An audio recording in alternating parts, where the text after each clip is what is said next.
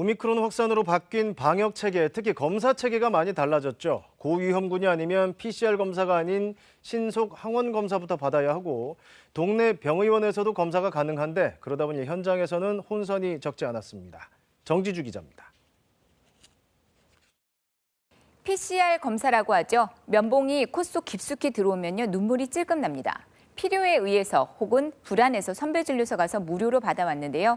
하지만 오미크론 대응체계 가동으로 변했습니다.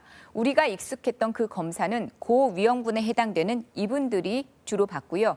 일반 국민들은 신속 항원 검사입니다. 선별진료소에서는 개인용 신속 항원 검사가 그리고 병의원에서는 전문가용 신속 항원 검사를 받는데요.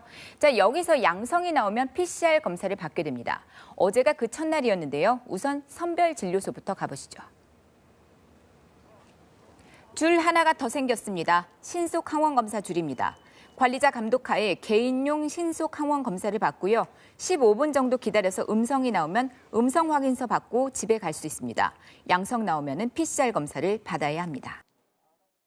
바로 검사 결과를 나올 수 있게 조치를 취해 주신 그런 부분이 되게 좋았던 것 같습니다. 하지만 익숙하지 않은 시스템에 줄을 잘못 서기도 했고요. 중환자나 입원 환자의 보호자는 난감합니다. 병원에서는 신속 항원 검사 결과를 인정하지 않다 보니 병원 출입을 못하게 됐던 건데요. 병원에 들어가려고 그러면은 환자하고 보호자하고 무조건 PCR 검사를 받아야 돼요. 절기는 입춘인데 너무 춥습니다. 선별진료소는 대부분 외부에 있죠. 영하의 날씨에 몇 시간씩 이렇게 기다려야 했는데요. 그런데 우리 동네 병의원에서도 신속 항원 검사를 받게 됐다는 반가운 소식이 들려왔습니다. 그래서 어제 아침부터 인터넷 검색을 해봤지만 허사였습니다. 정오쯤이나 돼서야 그 명단이 공개가 됐거든요. 어디 불편해서 오셨어요?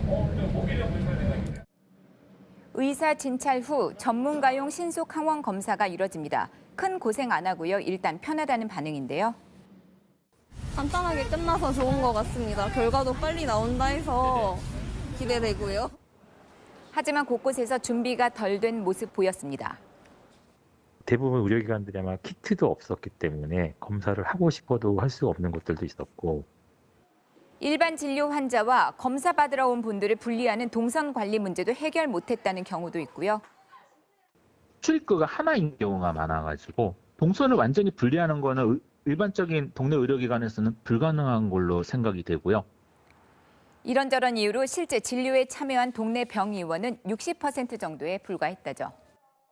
재택 환자분들이 늘어나면은 그런 일선 의료기관도 로딩이 좀 가해지는데 기간이 너무 길어지면은 아무래도 좀 체력적으로나 정신적으로 힘들어지지 않을까 하는 생각이 드는데요. 일단 의료기관의 신속 항원 검사 결과 음성이면 집에 갈 수 있지만 양성을 받은 경우는 상황이 좀 달라집니다. 그 의료기관에서 PCR 검사까지 받을 수 있다면은요.